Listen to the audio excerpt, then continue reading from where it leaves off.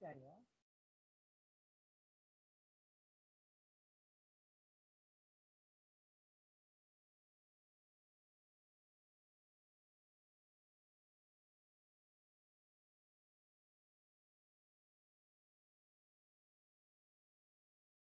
dan itu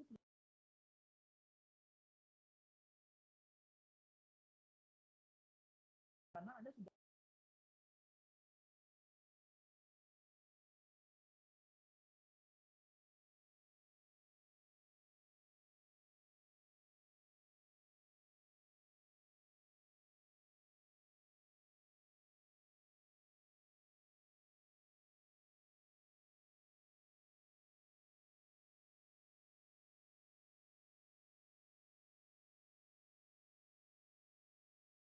on abstrak ya.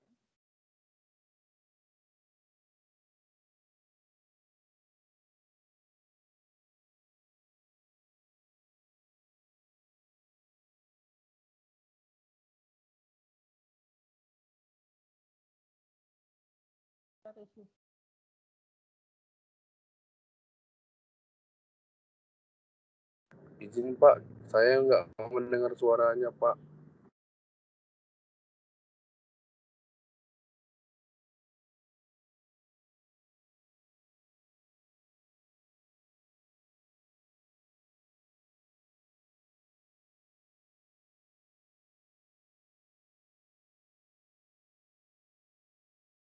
Terdengar sudah Mas Alvin? Kecil sekali, Pak. Terdengar tadi, dari tadi terdengar ya. Ya, hampir ya. Ya, terdengar ini jelas? Kecil sekali masih. Agak jauh ya. Itu suaranya Pak. Maaf saya nih pakai alat yang baru dibeli nih, jadi kurang begitu expert ini. Sudah jelas ya teman sekalian ya? Sudah Pak. Oke, lupanya jelas, Pak. lupa jelas, ini nggak didekatkan ke mulut ini anunya nih, tapi speakernya ini ya. Terbiasa pakai headset tiba-tiba pakai ini agak ini. Oke. Tapi tadi Anda sudah mendengar secara sekilas ya penjelasan saya ya, Mas Alvin DKK ya. Ya walaupun kecil tadi ya, sudah ya. Karena saya nggak mengulang lagi. Sudah ya? Belum mendengar Pak, baru ini suaranya Pak. Waduh. Iya jelas. Oke deh. Saya ulang lagi nih, saya sudah bicara hampir 10 menit tadi nih. Oke ya, saya ulang sedikit. Jadi kawan-kawan sekalian ya, mungkin Anda sekalian ingin mengklarifikasi mengapa kok Pak Dimas meminta membuat literatur survei, ya kan? Biasanya teman-teman itu kan datang langsung ke pembimbing langsung bab 5 ya, 3 bab, 2 bab, 1 bab gitu kan ya. Nah, saya hanya ingin begini teman sekalian. Saya sering membaca skripsi, ya, mempelajari dengan seksama, membaca. Saya melihat ya banyak karya-karya mahasiswa senior Anda sebelumnya ya. Itu yang tidak menampilkan research gap-nya. Ya, jadi research gap itu artinya adalah adanya sebuah perbedaan antara existing study ya dengan previous study. Ya. Jadi yang memotivasi Anda membuat sebuah karya atau penelitian itu sejatinya adalah ada sesuatu yang berbeda, betul kan? Kalau hanya sekedar Anda mengulangi, hanya ganti tahun, ya, kemudian ganti provinsi, lalu kontribusi lainnya apa? Dalam konteks pengetahuan, ya. Makanya yang lebih penting sebenarnya teman sekalian, bukan pada aspek tahun, bukan pada aspek judul yang penting, tapi sejatinya adalah aspek kontribusi hasil. Ya. Jadi hasilnya itu apakah itu sama dengan apa yang kita ekspektasikan? Kalau berbeda, kenapa berbeda? Nah, itu semua tidak akan pernah Anda dapatkan ketika Anda tidak melakukan literatur survei. Jadi survei literatur itu bukan seperti halnya ketika Anda dibuat di bab 3 Anda melakukan proses summary. Mungkin Mas Alvin pengalaman nih kemarin membuat bab 3. Yang saya baca misalkan penelitiannya Alvin 2100 misalkan metode judulnya ini, metodenya ini, hasilnya itu. Nomor 1. Nomor 2, buat lagi penelitiannya si Ganjar 2020 misalkan tentang ini, hasilnya ini. Apakah itu yang namanya literatur review? Itu bukan itu. Itu namanya literatur, itu namanya adalah summary literatur. Anda tidak melakukan contrast and compare, ya, compare and contrast dengan penelitian-penelitian sebelumnya. Jadi maksud saya begini teman sekalian, dalam konteks literatur review itu, Anda melakukan sebuah kajian review, mereview ke sebuah studi berbagai macam sisi. Apa yang sudah, apa yang belum, apa yang itu yang Anda lakukan di situ. Jadi meng-compare and contrast. Sehingga pada akhirnya Anda menemukan sebuah benang merah. Apakah yang menjadi motivasi daripada penelitian sebelumnya itu? Di manakah posisi mereka pada saat itu? Apakah posisi mereka di sebelah kiri? Apa posisi mereka di sebelah tengah? Apa posisi di sebelah kanan? Dalam konteks kajian terkait. Dan itu tidak pernah Anda ketahui ketika Anda tidak melakukan literatur review. Berapa jumlahnya, Pak? Sebanyak mungkin. Nggak ada batasan. Bahkan kemarin saya kritik teman-teman yang pakai bahasa Indonesia kebanyakan untuk literaturnya. Harus juga mengacu pada literatur asing. Kenapa? Karena dengan berbagai macam perspektif, maka Anda akan semakin wise, semakin semakin rasional dalam membuat sebuah, tidak hanya perspektifnya adalah Indonesia saja, bahasa Indonesia saja, ya. Nah, ini saya sedikit bacakan saja ya, yang di Word ini, ya. 7 steps to publishing a scientific journals, ya. Jadi ini yang kita mau teman sekalian ya, capai. Saya hanya bacakan satu paragraf ini aja. Dan paragraf ini adalah sebagai summary daripada esensi daripada penelitian kita. Ya. Saya kasih garis bawah, itu yang kita akan coba capai dalam proses pembimbingan kita pada hari-hari berikutnya. As scholars, we strive to do high quality research. Ya, Anda adalah seorang scholars. Saya pun seorang scholars, tapi Anda scholarsnya S1, ya kan? Sebagai akademisi maksudnya. We strive to do high quality research. Jadi Anda harus punya sebuah giroh, semangat memiliki sebuah research yang berkualitas baik.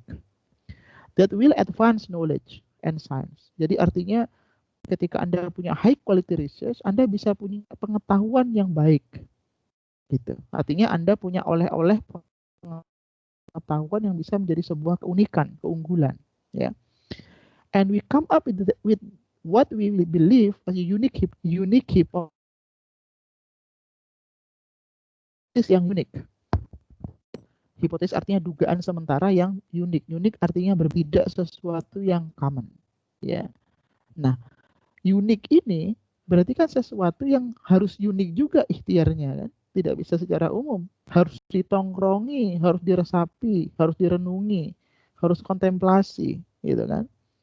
Based on work on robust data, ya robust data, datanya yang harus benar, and use an appropriate research methodology. Ya. Jadi 3 kata kuncinya: unique hypothesis, robust data, and appropriate research methodology. Jadi unique hypothesis itu dibangun dengan namanya studi literatur. Jadi Anda bisa membuat literatur hipotesis yang baik ketika Anda sudah membaca literatur banyak, Anda melihat punya research gap di situ, Anda punya sebuah hipotesis yang unik, punya dugaan yang unik. Oh, harus begini hipotesisnya. Jadi hasil positif negatif itu bukan ujuk-ujuk keluar itu. Ada sebuah scientific journey yang sudah dilalui itu. Makanya saya kadang-kadang ketika uji mahasiswa tanya, kok bisa positif, bisa negatif? Bukan bermain perasaan itu ya, tapi harus ada yang namanya scientific journey di belakang itu. Harus punya scientific transmissions yang itu didapatkan literatur survei. Jadi Anda membangun literatur survei itu automatically Anda sedang membangun sebuah benang merah sebenarnya untuk mengkaitkan antara variabel A dan variabel B. Dan saya percaya pasti semuanya berbeda. Tidak konsisten satu semua positif atau negatif. Tidak. Pasti ada yang plus, ada yang negatif. Saya percaya itu. Nah, itulah sebenarnya yang harus kita gali. Mengapa dia positif? Mengapa dia negatif? Berarti based on context. Berarti. Jadi suku bunga yang tinggi itu bukan berarti investasi rendah. Konteksnya apa dulu? Kalau konteksnya ekonomi lagi normal, itu betul. Ya. Ketika suku bunga tinggi, I-nya rendah. Ketika kondisi normal. Tapi ketika kondisi krisis, suku bunga tinggi, investasi juga akan tinggi karena orang butuh uang. Jadi harus melihat sikonnya, teman sekalian, ekonomi itu. Ya, ekonomi jangan dipandang sebagai sesuatu yang kaku. Tidak, kita bukan orang yang kaku, kita orang yang dinamis. Ya. Lalu based on robust data. Makanya data Anda itu jangan karena faktor tahunnya yang ada hanya itu, bukan. Tapi harus punya semacam landasan yang didapat. Kenapa kok milih tahun 2010? Kenapa 2011? Kenapa 2012? Kenapa bukan 2010 atau tahun 2000-an misalkan? Itu harus ada landasan di belakang itu. Oh, barangkali ada yang namanya tahun krisis, tahun normal, adanya sebuah break even point atau break even ekonomi atau apa. Jadi harus ada alasan yang robust, ya. Lalu appropriate research methodology. Jadi metodologinya harus pas. Jadi jangan semuanya dipukul rata pakai linear regresi. Regresi itu nggak bisa dipakai sapu jagat, tidak bisa. Harus menggunakan konteksnya. Anda mau apa? Anda mau mencapai apa? Gitu. Nah, ketika ketiga ini Anda bisa gabungkan, maka Anda bisa write up the findings. We aim to provide theoretical insight and share theoretical and practical implication about our works. Jadi Anda nanti sudah memiliki unique hypothesis, metodologi yang baik, datanya robust, Anda punya hasil yang terpercaya, teman sekalian. Jadi walaupun nanti hasilnya itu nggak sesuai teori, tidak masalah. Jangan terlalu saklek sama teori Anda. Ada mahasiswa yang kadang-kadang kan takut ketika hasilnya nggak sama. Jangan takut masalah hasil, yang penting prosesnya. Jadi apapun hasilnya, sepanjang Anda bisa menyampaikan secara akademik, Anda sudah betul proses berpikirnya, justru kami akan apresiasi karena Anda sudah memahami betul skripsi Anda itu. Tidak hanya ikut-ikutan, ya. Karena plus semua, negatif bukan seperti itu, ya. Dan yang terakhir adalah Anda memiliki practical implications. Jadi penelitian Anda itu tidak sekedar hanya memberikan sebuah informasi. Misalkan Mas Alvin teliti tentang dampak apa kemarin itu terhadap apa. Hasilnya diketahui positif negatif. Setelah itu so what? Setelah saya tahu so what setelah itu. Saya disuruh apa sebagai policy maker, sebagai pemerintah, sebagai akademisi. Artinya Anda memberikan sebuah implikasi, impact yang bisa diacu oleh banyak orang. Then we submit our manuscript for publication in the peer review journals. Ya. Jadi setelah Anda sudah semua ini, sudah bagus, nggak perlu hanya skripsi, jurnal pun bisa masuk. Kalau sudah masuk jurnal, skripsi itu lewat sudah. Karena skripsi itu ibaratnya sebagai perantara ya untuk menuju ke publikasi yang lebih tinggi ya. Nah, sehingga pada hari ini yang ingin saya sampaikan sebagai pengantar ya. Selebihnya saya ingin mendengar dari Anda apa yang sudah Anda lakukan lebih kurang selama 1 bulan terakhir ini ya dengan literatur survei, dan saya ingin mendengar dari Anda Anda sudah mendapatkan research gap apa. Nah, research gap itu nanti sebagai motivasi Anda. Mengapa Anda tertarik meneliti itu? Kalau Anda belum menemukan research gap, saya agak pesimis. Anda bisa ibaratnya memiliki sebuah motivasi yang kokoh. Jangan-jangan Anda sekedar hanya ikut-ikutan orang lain, atau Anda sekedar hanya nekat untuk selesai, tapi tidak punya landasan berpikir yang kuat. Ya. Oke, itu saja saya kira pengantar dari saya. Saya persilahkan teman-teman sekalian. Dari siapa dulu ini? Ini saya off-kan dulu screen saya. Oke, silakan dari siapa? Di sini ada berapa orang nih? Banyak orang nih kayaknya. Mungkin masing-masing orang 5 menit lah ya, lebih kurang. Mungkin dari Ganjar dulu, Ganjar. Ganjar, Anda mungkin bisa membuka dulu Ganjar sebagai awal. Silakan Ganjar. Bisa di-share juga slide-nya juga nggak apa-apa, atau materi Anda nggak apa-apa. Biar kita semua bisa saling belajar ya, saling bisa share, juga bisa terinspirasi, termotivasi gitu. Oke, silakan Mas Ganjar, silakan. Halo Ganjar, Anda di sana? Iya Pak. Mungkin yang lain dulu, Pak. Ini saya sambil buka filenya dulu. Oh iya, ini semua kita buka file. Atau saya kasih Anda waktu sekitar 2 menit, 3 menit semuanya ya, untuk mempersiapkan diri. Ya, silakan Anda buka file Anda yang masih pakai HP, bisa pakai laptop barangkali. Atau mungkin kalau memang nggak memungkinkan, dengan terpaksa nggak masalah, dengan oral saja, nggak apa-apa. Intinya pada hari ini kita semua bisa mendengar ya apa yang menjadi progres Anda. Sebelum Anda mulai, mohon sampaikan kepada kami dulu judulnya apa ya, judul skripsi Anda apa. Kemudian Anda sudah mensurvei berapa banyak paper. 10, 20, 30 ya. Kemudian Anda sampaikan saja langsung apa yang menjadi research gap-nya ya, dari apa yang sudah Anda survei literatur tersebut ya. Nanti saya berikan Anda komen sedikit ya, dan teman-teman lainnya silakan langsung bisa menyambung ya begitu. Oke, silakan Mas Ganjar, sudah siap?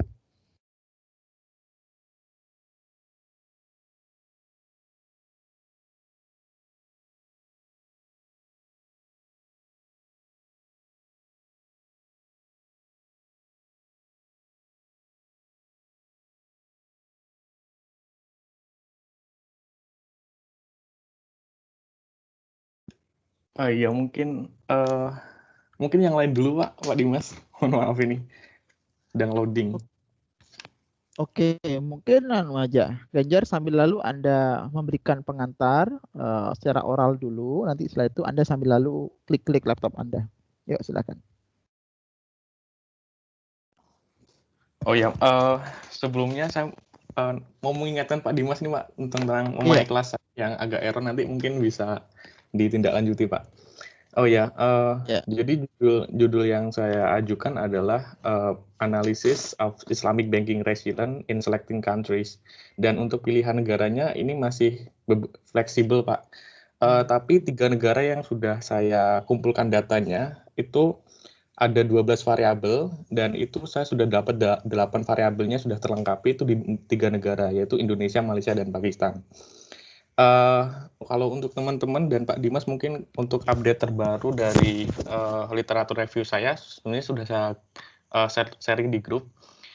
Itu saya coba mereview dari ada 30 paper tentang resilience, dan kalau saya dapat simpulkan, beberapa riset gap yang saya dapatkan adalah yang pertama, Pak, itu untuk metode penelitiannya belum ada peneliti yang membakukan penelitian. Maksudnya adalah untuk hitungan ketahanan perbankan itu tidak ada metode yang baku. Dan beberapa peneliti juga mereka mengembangkan penelitiannya masing-masing dengan penyebutan nama yang beda-beda. Ada yang sebutnya Banking Resilience Index, ada juga Islamic Banking Resilience Index, ada Syariah Banking Resilience Index, Composite Index, dan lain-lain. Tapi secara garis besar mereka menggunakan sistem indeksasi agregat. Dan juga ada yang menggunakan sistem early warning system dan analisis jalur, menggunakan ada juga agent based model dan JS score. Dan juga yang kedua, Pak, riset gap yang saya dapatkan adalah penelitian melakukan studi ketahanan perbankan dikaitkan dengan ketahanan keuangan secara umum, sehingga variabel yang digunakan itu melebar, Pak. Jadi sistem ketahanannya itu dikaitkan dengan perbankan dan juga sistem keuangan secara umum satu negara. Jadi variabelnya mencakup variabel makro, mikro, internal perbankan, bahkan sampai ke kebijakannya. Dan juga yang ketiga, masih banyak peneliti yang tidak meneliti dari sistem perbankan syariah, murni dari perbankan syariah. Kebanyakan mereka menggunakan komparasi penggabungan syariah dan konvensional lalu dikaitkan dengan satu negara, atau bahkan mengkomparasikan syariah sendiri dan konvensional sendiri. Dan yang terakhir, Pak Dimas, untuk ketahanan perbankan Islam di Indonesia, penelitian-penelitian yang saya kumpulkan itu masih terjadi perdebatan apakah perbankan Islam itu lebih baik dari bank konvensional ataukah bank konvensionalnya yang lebih baik dari bank Islam. Karena beberapa penelitian menghasilkan penelitian yang berbeda-beda hasilnya.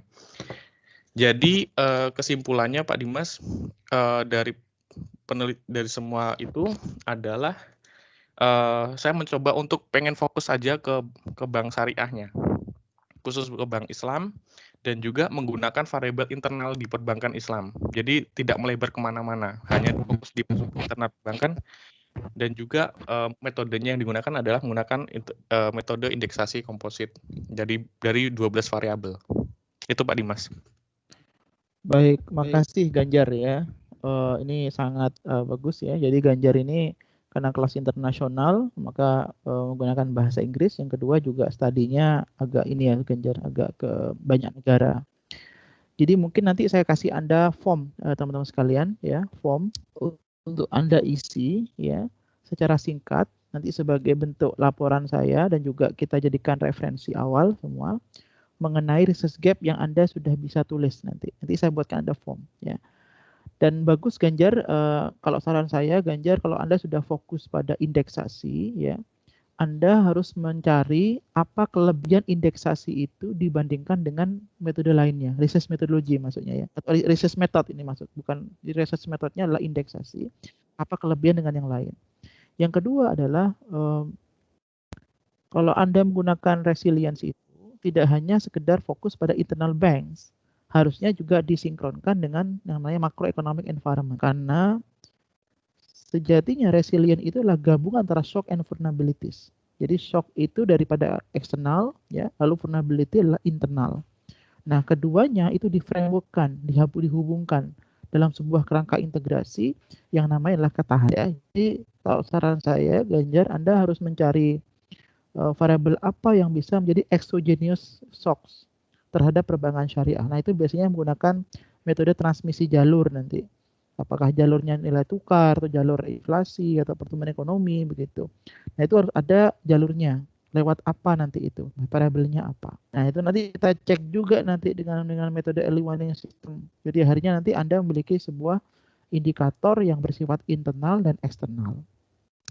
Gitu Ganjar ya. Mungkin sedikit respon saya. Nanti saya kasih Anda komen ya, teman-teman sekalian. Ini sudah saya tulis nih beberapa. Harus bagaimana ya? Ada lagi yang lain Ganjar? Cukup Pak, cukup. Oke, makasih Ganjar. Jadi Anda tadi sudah mereview 30 paper ya. Dan harapannya paper yang diambil itu adalah bukan paper yang sekedar paper teman-teman sekalian, tapi dia berasal dari sebuah jurnal, syukur-syukur international journal atau mungkin Scopus Index Journals ya. Artinya dia sudah punya sebuah kevalitan yang tinggi, ya, tidak asal referensi maksud saya gitu ya. Oke, makasih Ganjar. Ini yang pertama. Yang kedua, saya ingin mendengar daripada mungkin Mbak Sarah, mungkin silakan Mbak Sarah. Iya Pak. Ya, silakan Mbak Sarah. Jadi judul saya adalah analisis sumber-sumber kerentanan bank syariah, research gap dari 20 paper yang udah saya review tuh dari 20 paper, 12 paper tuh menggunakan metode kuantitatif, tapi sangat bervariasi gitu. Topik Anda apa dulu? Topik Anda apa dulu, Mbak? Disebutkan topiknya dulu. Topiknya apa? Kemudian Anda research gap-nya apa? Jadi topik saya akan membahas resiko-resiko yang bisa terjadi di perbankan syariah yang bisa menyebabkan bank itu menjadi performance-nya itu menurun, Pak. Jadi kemungkinan besar saya akan menggunakan resiko-resiko tersebut untuk sebagai variabelnya nanti, Pak. Apa gap riset yang Anda temukan, Mbak? Dari literatur tuh gap-nya apa? Jadi ada satu paper tuh yang hasilnya itu beda sendiri, Pak. Jadi dari beberapa paper itu banyak yang bilang kalau bank syariah sendiri itu lebih bisa bertahan di tengah krisis bisa menghadapi resiko-resiko itu dengan manajemen resiko yang baik. Tapi ada satu paper yang bilang kalau bank konvensional lebih baik dalam menutupi resiko gagal bayar.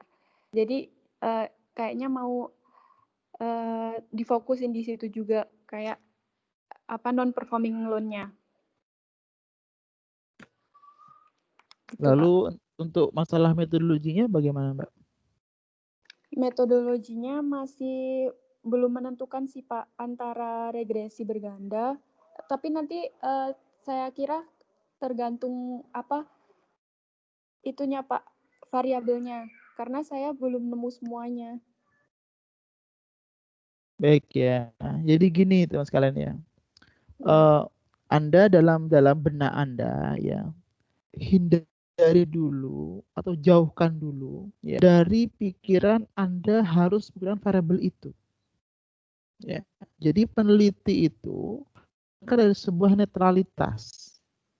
Ya, jadi kita kayak orang nggak tahu apa-apa, kita dari zero, kita nggak tahu variabel apa yang menentukan resiko itu.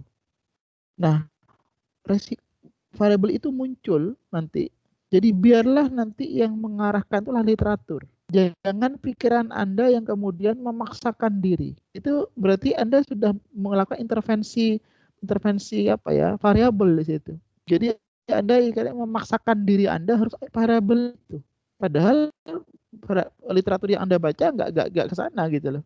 Gitu. Jadi gunakan netralitas pikiran itu sebagai titik awal. Nah, itu netral, maka Anda membaca literatur apapun itu menjadi sesuatu yang rasional, yang terbuka, open-minded, ya. Makanya tadi saya katakan pada Mbak Sarah, Anda tujuan risetnya tentang apa dulu. Jadi aim of research-nya itu apa? Ingin tahu apa? Tadi Ganjar mengatakan tentang ketahanan, resilience of Islamic banking, itu ketujuannya. Mbak Sarah apa? Teman-teman lain apa tujuannya? Ingin mencari apa? Nah, untuk mencapai itu, tujuan itu Anda menggunakan indikator kan sebagai parameter, sebagai sesuatu untuk mengukur. Nah, dari mana Anda tahu itu? Literatur yang Anda baca. Ya. Dan setelah itu cara metodologinya bagaimana? Jangan terpaku pada regresi berganda. Kalau memang ada yang lain yang lebih relevan, lebih punya power, lebih bagus, kenapa tidak? Memang tantangannya harus belajar. Begitu Mbak Sarah respon saya, Mbak. Anda tujuannya untuk apa itu, Mbak? Baik, untuk Pak. apa? Kalau boleh tahu. Tujuan risetnya untuk apa? Kan kalau kerentanan bank syariah erat kaitannya sama risiko yang dihadapi bank syariah kan. Berarti Anda tadi tujuan adalah menganalisis kerentanan perbankan, betul ya? Iya. Nah, kerentanan perbankan ini berarti terkait dengan operasional internal bank atau mikrobank, ya. Nah, kerentanan ini terkait dengan kemampuan perbankan syariah dalam melakukan risk management. Nah, risk management ini secara umum itu ada 3, Mbak, yang paling utama. Atau 4 biasanya. Market risk, credit risk, liquidity risk, sama yang namanya operational risk. Nah, keempat ini tentunya nanti memiliki namanya proxy. Nah, proksinya apa untuk market risk, operational risk, kemudian credit risk itu apa? Nah, itu biarlah literatur yang mengarahkan Mbak Sarah. Dan bagaimana literatur itu memberikan sebuah keterkaitan, hubungan, plus minnya bagaimana dan mengapa kok berbeda, konteksnya apa kok berbeda. Nah, itulah yang namanya literatur gap gitu. Jadi nanti Anda itu ibaratnya di akhir nanti bab 1 ya, berdasarkan penjelasan di atas, maka penelitian ini ingin mengkaji ini karena satu, masih terbatasnya kajian tentang ini. Yang kedua, yang ketiga. Jadi Anda ibaratnya itu punya ruh dari satu itu. Gitu, Pak. Jadi kalau Anda masih belum menemukan kira-kira bab 1 saya ini ingin mengadres isu apa, ingin mengarahkan kepada apa, berarti Anda masih kabur itu. Bacaannya kurang banyak masih itu. Gitu. Itu Mbak Sarah ya. Coba nanti saya minta Anda saya akan kasih Anda blanko juga untuk Anda isi ya.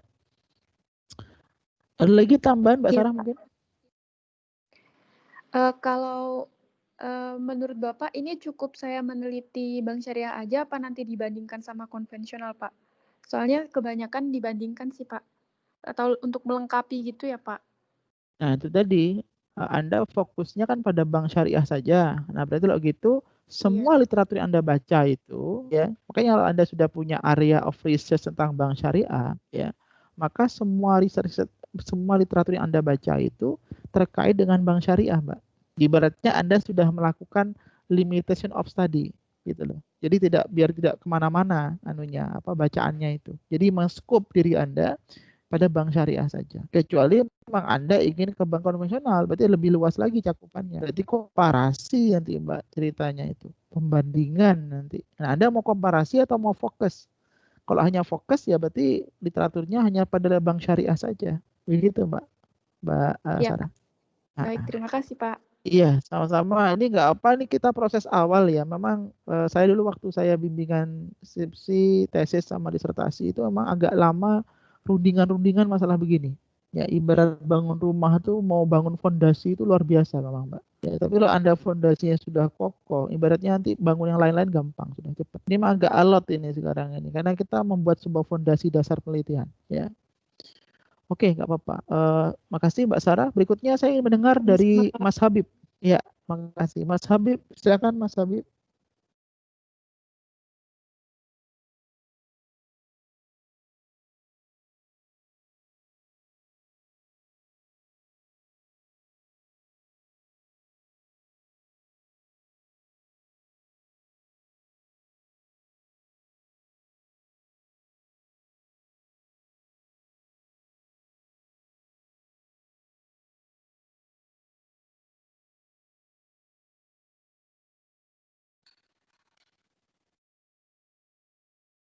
Ada Habib?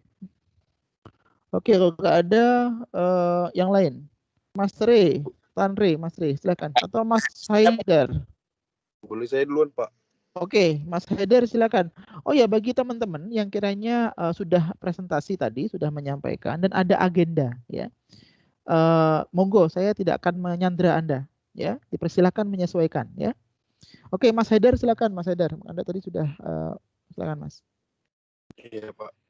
Sebelumnya saya ingin menyampaikan judul saya pertama, yaitu analisis WTP terhadap pembelian gas LPG ya Pak ya. Oke. Berdasarkan literatur yang saya baca juga dan yang saya sebutkan, tujuan saya meneliti tentang WTP pembelian gas LPG agar untuk menentukan bagaimana yang pertama karakteristik konsumen gas LPG, terutama saya kan terkhususnya di kota saya Pak, yaitu di Kota Batang Siantar. Yang pertama, yang kedua untuk melihat nilai kesediaan membayar, dan yang ketiga hal-hal apa saja yang kemudian mempengaruhi tingkat kesediaan membayar tersebut. Nah, kemudian dari beberapa literatur juga yang saya lihat, menentukan nilai WTP tersebut kita bisa melihat dengan faktor kemauan bayar yang didasarkan atas teori nilai guna Pak, atau utility theory, yang untuk dipakai biasanya menerangkan dan juga memprediksi bagaimana perilaku setiap individu atau masyarakat untuk mengkonsumsi suatu barang tersebut. Nah, karena saya lihat realita di pasar sendiri banyak terjadi tumpang tindih harga begitu Pak. Jadi hal-hal tersebutlah yang kemudian menggerakkan saya untuk meneliti kenapa hal-hal itu bisa terjadi. Yang sebenarnya atas pemerintah sendiri sudah menetapkan harga eceran tertinggi, dan tapi itu tidak sesuai dengan realita Pak. Oke, Mas Alvin. Sebelum Anda ke sana, saya ingin tanya apa yang menjadi motivasi Anda meneliti di daerah Anda?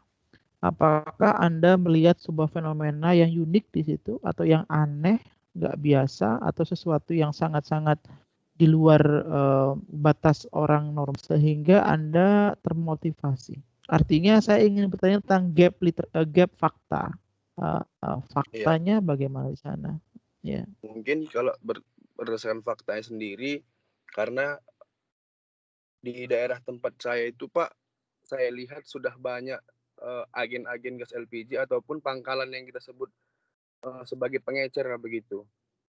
Tapi kemudian di masyarakat sendiri yang di dekat dengan agen atau pangkalan tersebut, harganya itu sudah tidak wajar, Pak, sudah melampaui batas. Misalnya yang ditetapkan oleh agen sendiri sekitar 15.500, tetapi untuk masyarakat bisa mendapatkan itu hampir 27.000 bahkan 28.000, Pak. Padahal pada saat itu barang itu masih ada gitu, Pak. Oke. Baik ya. Jadi untuk Mas Elvin dan teman-teman semua, nanti di bab 1 Anda supaya lebih lebih kokoh juga argumentasinya, sebaiknya Anda melampirkan 3 gaps ya, 3 senjang. Pertama lah senjang fakta. Senjang fakta itu artinya adalah ada sebuah dikotomi antara idealitas dan kenyataan. Jadi idealitasnya tadi Alvin mengatakan LPG harganya sekian idealnya, tapi faktanya beyond dari itu. Nah, itu kan fakta. Berarti ada gap di situ ya. Ada sesuatu masalah di situ berarti. Nah, itu harus ditampilkan ya. Jadi Anda punya data-data itu nanti ditampilkan sebagai gap fakta. Nah, yang pertama. Yang kedua adalah gap literatur. Nah, gap itu tadi Alvin mengatakan ada nilai guna apa tadi itu. Nah, itu selama ini yang memang digunakan apa? Literatur yang banyak memakainya. Apakah memang kebanyakan pakai itu atau Alvin memiliki sebuah kelebihan menggunakan itu plus yang lain? Nah, sehingga penelitian Anda itu berbeda dari yang lain atau berbeda dari sebelumnya. Anda punya kontribusi. Yang adalah gap metodologi atau gap cara. Jadi kebanyakan WTP itu pakai apa? Pakai regresi aja kebanyakan. Nah, punya alat ditambah dengan pakai logit misalkan. Regresi plus logit atau regresi plus apa metodologinya. Sehingga Anda itu kalau bisa ditanya sama penguji, apa Mas Alvin bedanya sama yang sebelumnya? Perasaan WTP sudah banyak. Pertama, Bu, gap faktanya, Bu. Daerah saya begini. Kedua adalah gap literatur, Bu. Kebanyakan satunya ngomong begini, Bu. Saya begini, Bu. Yang ketiga adalah gap metodologi tadi. Yang banyak ini sekarang saya ingin coba ini, Bu, karena ini alasannya. Artinya ada kelebihan-kelebihan yang Mas coba tampilkan di situ. Nah, yang Mas Alvin ini nggak beda sama teman-teman sebelumnya, karena Mas Alvin ini pakai pendekatan survei, artinya datanya data primer ya. Nah, jadi data primer itu memang harus ke lapangan. Berarti kalau gitu Mas Alvin ini nanti melihat fenomena lapangan. Artinya melakukan namanya observasi langsung. Kalau teman-teman yang lain tadi sebelumnya itu tidak langsung lewat laporan, gitu, laporan keuangan atau laporan yang ada di lembaga-lembaga yang ada. Nah, sehingga Mas Alvin ini sejatinya itu lebih mudah menjelaskan karena faktanya langsung di depan mata sudah kelihatan. Nah, kalau teman-teman kan lewat data. Gitu.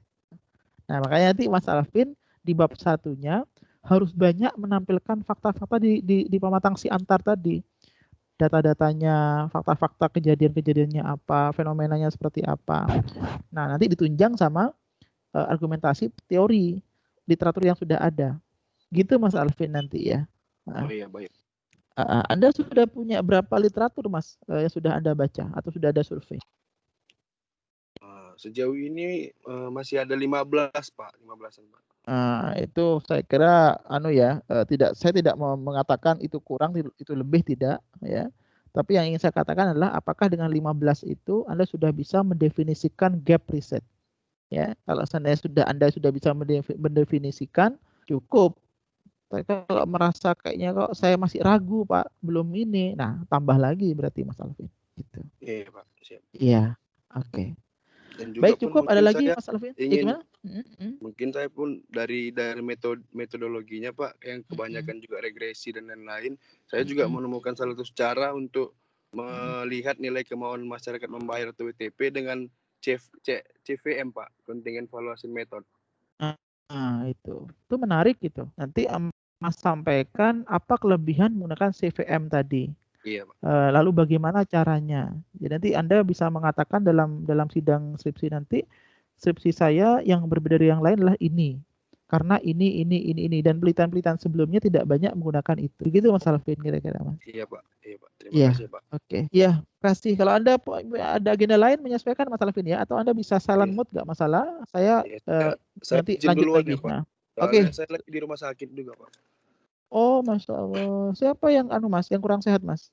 Mengantar orang tua, Pak, di rumah sakit, Pak. Oh, ya udah, ya udah. Oke, nggak apa-apa kalau mau izin dulu nggak apa-apa. Ya, Ya, ya, Pak. hati-hati. Terima kasih, Pak, ya.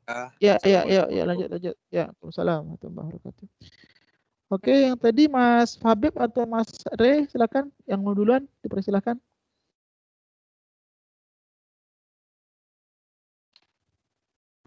Iya Pak, saya Mas Ray. Assalamualaikum warahmatullahi wabarakatuh. Waalaikumsalam, Mas Re, silakan. Iya. Sebelumnya saya akan memberitahu dulu judul saya yaitu analisis stress test pada perbankan syariah di Indonesia ya Pak. Nah, di mana sampai saat ini saya sudah mendapatkan literatur sekitar 20 jurnal, 10 Inggris dan 10 internasional dan 10 Indonesia. Sejauh ini dari sebagian literatur itu semuanya sebagian besar itu memakai data sekunder, kemudian jenis penelitian itu kuantitatif ya Pak. Terus saya ini di judul ini tuh tujuannya itu untuk mengetahui apakah ada skenario shock di perbankan syariah, jadi di internal bank syariahnya itu Pak. Dari beberapa judulnya apa judulnya Mas Ray tadi? Saya tadi kurang fokus. Judulnya apa analisis tadi? Stress test. Analisis stress test Pak. Di pada perbankan syariah di Indonesia. Oke, silakan. Dari semua jurnal yang saya temukan itu kebanyakan kan pakai metodologi analisis linear berganda Pak. Saya ini ingin mencoba yang berbeda, di mana sebelumnya kan saya sudah mengetahui metode error correction model.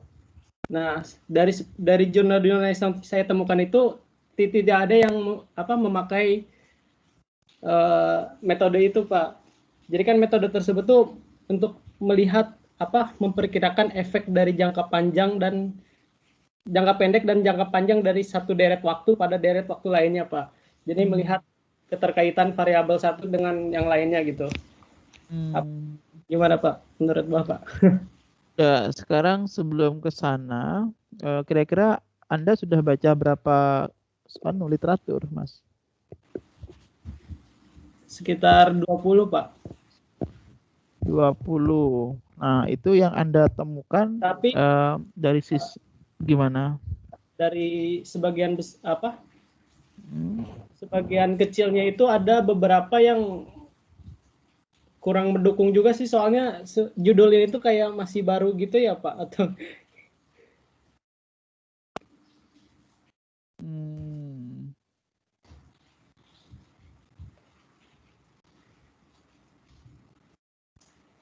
Kemudian Anda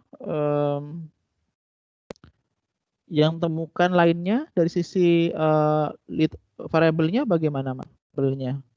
Kalau variabel saya untuk variabel yang saya gunakan Pak, atau gimana? Iya, variabel yang Anda temukan kebanyakan apa?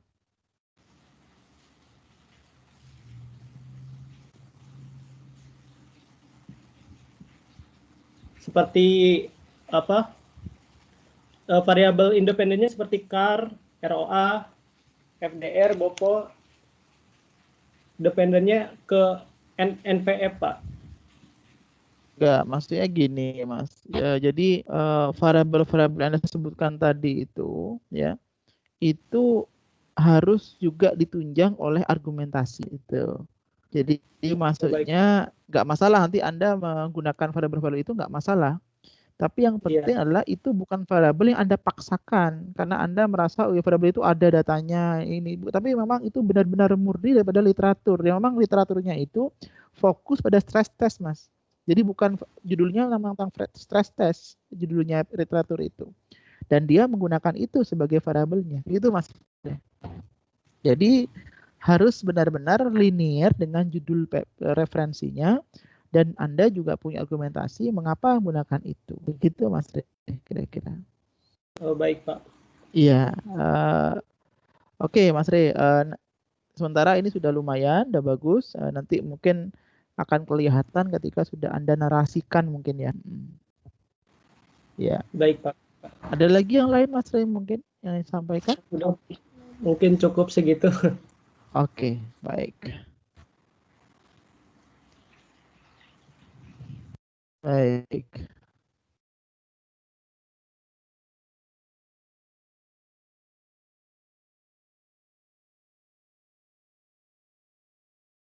Oke. Berikutnya tadi Mas Habib. Makasih Mas Rey ya. Mas Habib silakan. Iya, Pak, sama-sama. Silakan Mas Habib. Baik, Pak. Assalamualaikum warahmatullahi wabarakatuh. Waalaikumsalam warahmatullahi wabarakatuh. Ya, Mas Habib silakan. Mohon maaf, Pak. Kemarin saya telat balas chat Bapak soalnya magang, Pak. Oh iya. Silakan, nggak apa-apa. Jadi gini, Pak. Saya kan udah membaca beberapa jurnal. Ini kurang lebihnya 15 jurnal terkait tentang zakat. Jadi ini saya tidak menentukan untuk variabel apanya. Di sini garis besarnya itu yang sering muncul dari analisisnya itu analisis deskriptif, Pak. Dengan variabel dependen itu yang paling banyak itu kemiskinan, Pak. Sedangkan saya baca-baca lagi, itu ternyata permasalahan dalam penelitian yang saya baca, itu yang pertama itu adalah kebijakan pemerintah yang beda dari Indonesia sama Malaysia. Yang kedua itu masalah lagi dalam penelitian sosialisasi tentang zakat. Yang ketiga perbedaan peraturan lembaga zakat yang ada di Indonesia dengan di Malaysia. Kalau di Malaysia kan kalau tidak bayar zakat itu didenda, Pak. Sedangkan di Indonesia itu tidak didenda. Seperti itu, Pak. Oke, judul Anda tadi apa tadi? Anda punya judul apa tadi? Oh iya, mohon maaf Pak, saya lupa bilang judulnya. Iya. Judulnya saya analisis kaitan pertumbuhan ekonomi dan pengumpulan zakat di Indonesia dan Malaysia, Pak. Ya udah, berarti kan Anda fokusnya kan sekarang mencari keterkaitan kan pengaruh zakat terhadap pertumbuhan ekonomi kan, Mas. Nah, berarti yang Anda temukan apa dari Anda sudah baca berapa literatur, Mas? Kurang lebihnya 15, Pak. 15. Dan literatur itu apa yang Anda dapatkan dari Anda baca? Yang saya dapatkan itu untuk pengembangan ini, Pak, untuk apa? Pertumbuhan ekonominya itu sedikit, Pak, tapi lebih banyak kepada pengumpulan zakat dan untuk kemiskinan, Pak, terhadap kemiskinan. Sedangkan untuk ini, Pak, untuk pengumpulan zakatnya itu masalah terkendalanya itu yang di Indonesia itu sosialisasi tentang zakatnya, terus perbedaan antara lembaga di Indonesia dengan di Malaysia. Jadi kalau di Indonesia bentar, Pak. Ini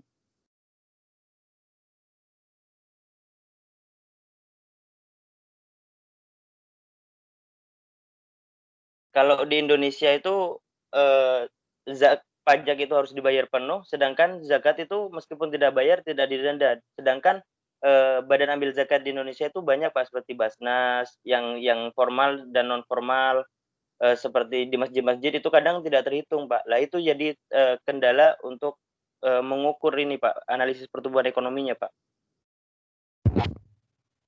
Iya. Lalu hubungannya gimana antara zakat sama pertumbuhan? Itu kan kalau yang Anda sampaikan kan isunya ya, isu teknik pengumpulan zakat ya kan yang berbeda.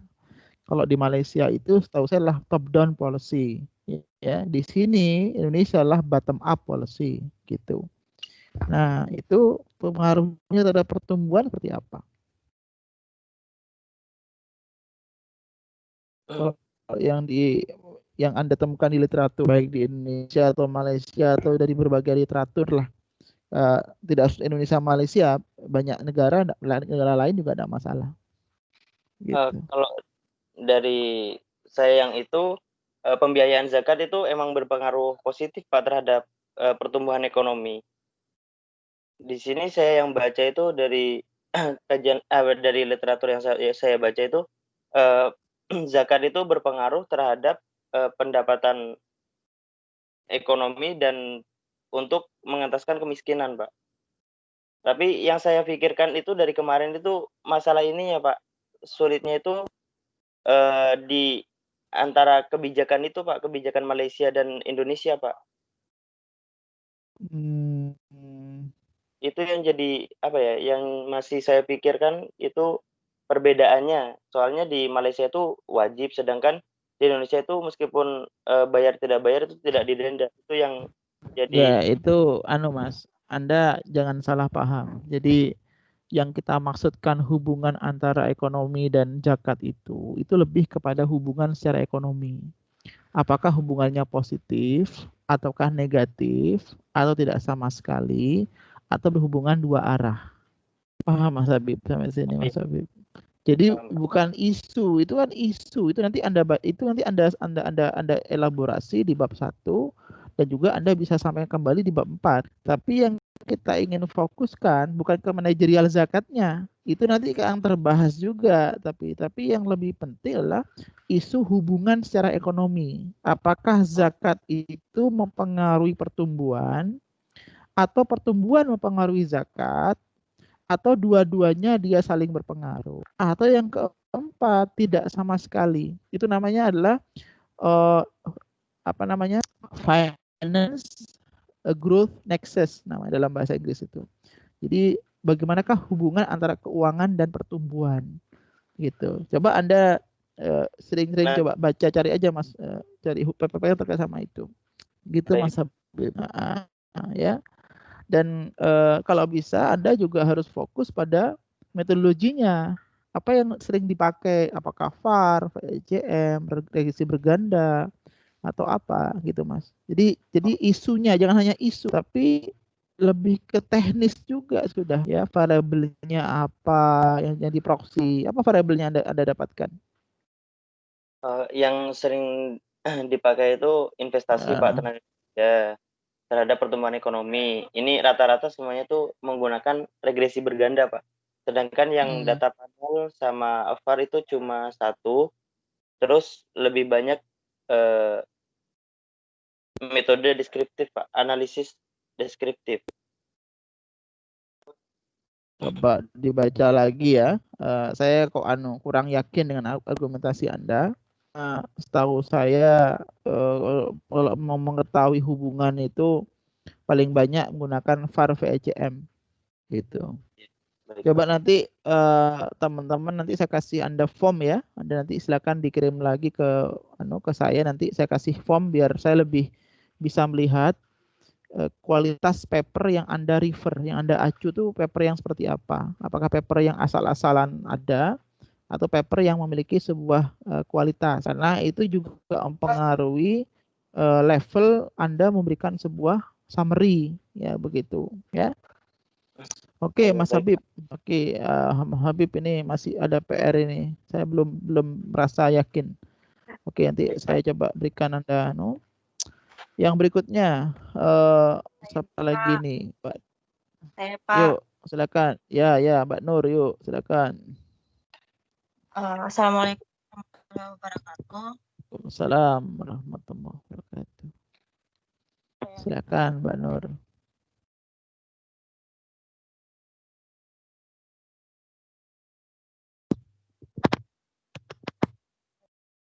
Ya, silakan Mbak Nur. Bisa Anda mulai. Judulnya apa dulu? Satu Anda sampaikan, risk gap Anda apa? Judulnya itu analisis makro stress testing terhadap profitabilitas perbankan syariah di Indonesia.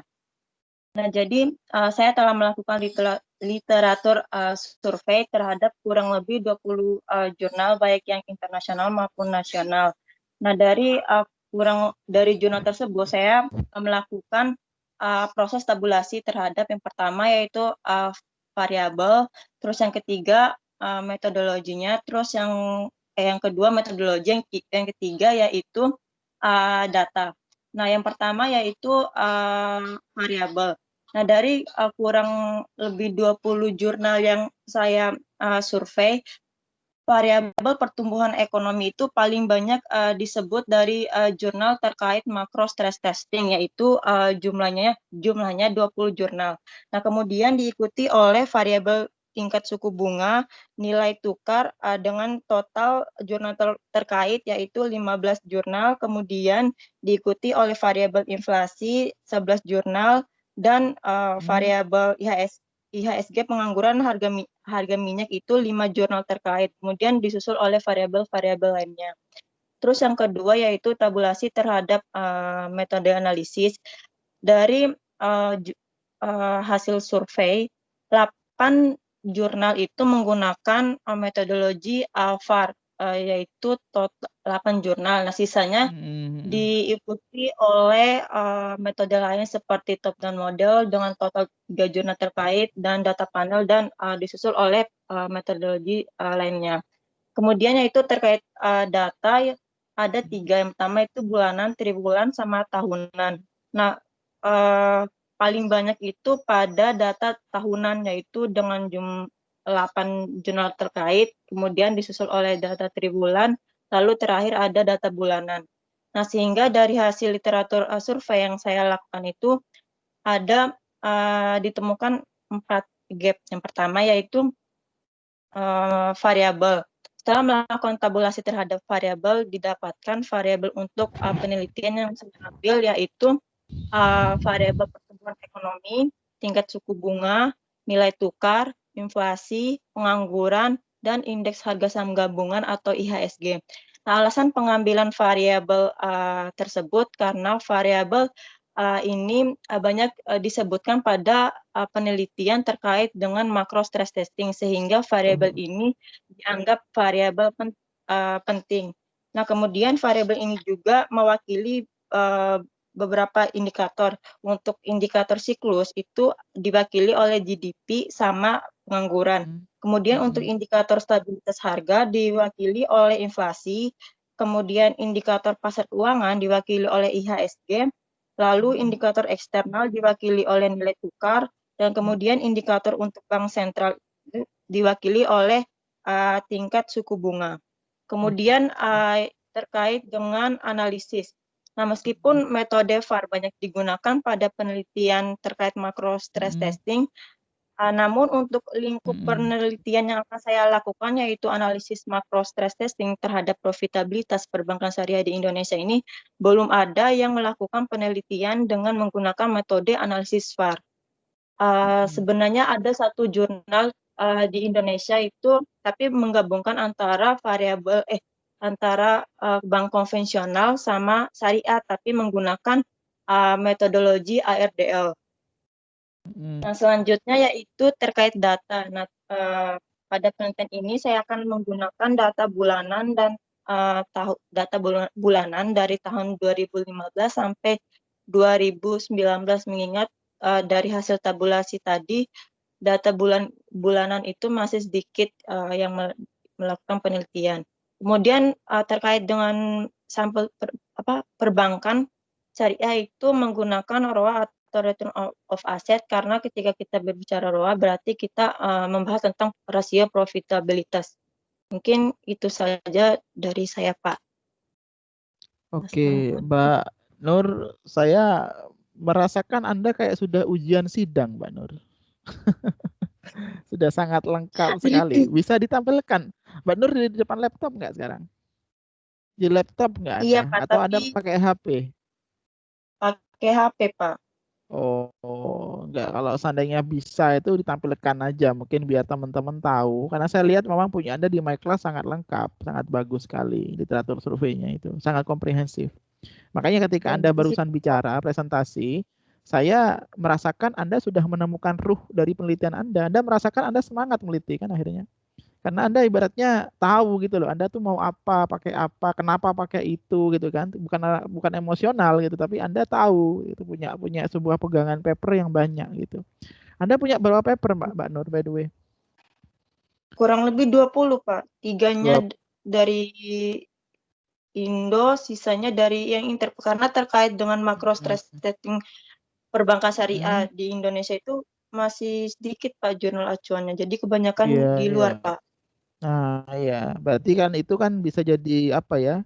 Research gap Anda bahwasanya di Indonesia itu masih sangat terbatas sekali kajian tentang tentang makro stress test untuk bank syariah sehingga Anda menggunakan banyak literatur luar negeri, begitu kan Mbak Nur? Iya Pak. Oke Mbak Nur, makasih, saya nggak punya komen untuk Anda. Saya hanya bisa katakan lanjutkan saja langsung bab 1 Mbak Nur.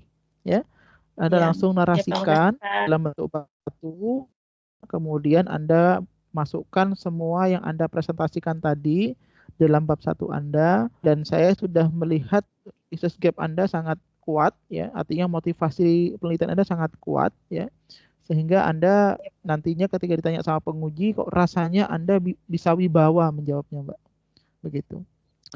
Oke Mbak Nur, ada lagi yang mau disampaikan Mbak Nur? Udah Pak, itu aja Pak.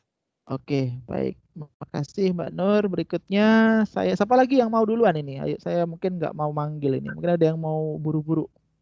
Ada? Saya Pak.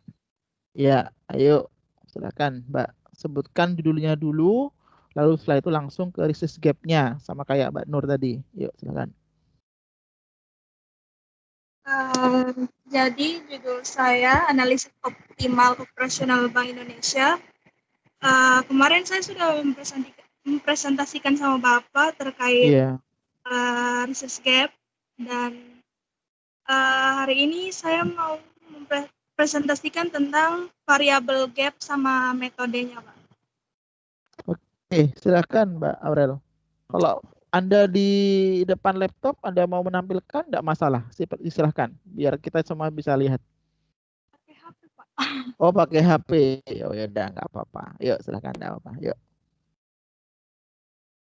Jadi judul skripsi saya analisis optimal operasional Bank Indonesia tentang variabelnya. Variabelnya menggunakan instrumen portfolio, penghimpunan dana, penyaluran dana, dan produk jasa perbankan seperti mudharabah musyarakah, istisna ijarah, wakalah walaya, dan sebagainya. Jadi kebanyakan penelitian itu menentukan variabelnya dengan cara melihat dominan instrumen berdasarkan data dari Bank Indonesia maupun OJK itu sendiri, Pak. Dan untuk metodenya sebenarnya ada 3 opsi, Markowitz model, single index model, dan capital asset pricing model. Nah, saya masih mendalami ketiga model tersebut dan mungkin akan memilih Markowitz model atau single index model.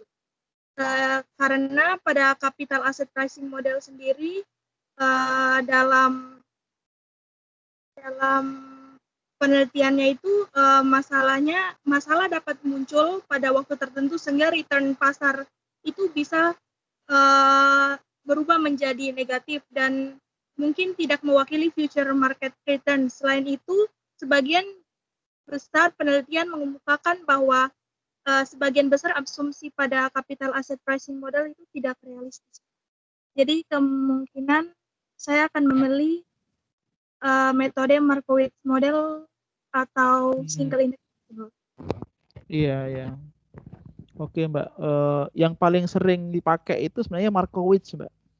Iya Pak. Markowitz itu nanti saya bagi pada Anda paper dari Pak Askarya ya. Jadi beliau dulu pernah membuat paper namanya Optimal Portfolio Investment dengan menggunakan pendekatan dari Bank Syariah juga, dan dia bisa melakukan mapping titik atau noktah posisi daripada pembiayaan Bank Syariah itu. Apakah dia sudah mencapai titik optimal, atau dia masih under optimal, atau dia over optimal dari Markowitz tadi Mbak Aurel. Nanti coba saya carikan, saya share nanti ke Anda.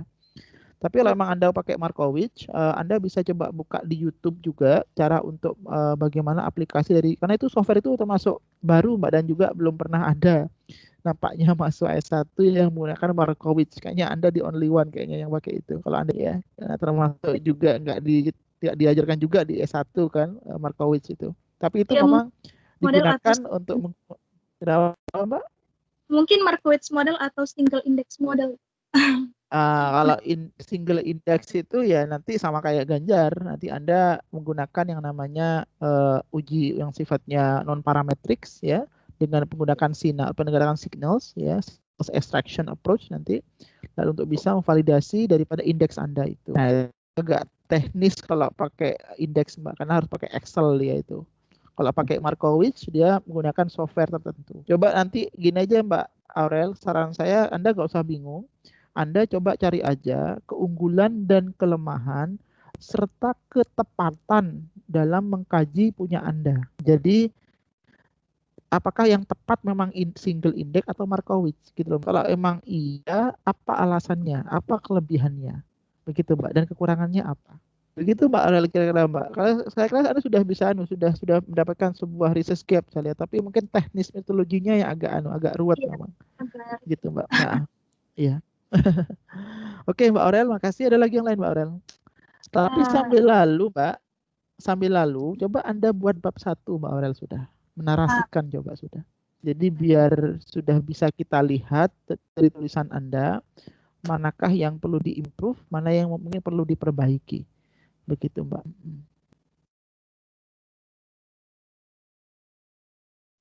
Oke, Mbak Aurel ada lagi? Itu saja mungkin. Oke, Mbak Aurel, makasih. Saya mungkin mengharap Anda sudah bisa masuk bab 1. Monggo silakan ala kadari dulu nggak apa-apa. Seadanya dulu dalam pikiran Anda. Nanti coba kita bantu improve bersama-sama, Mbak.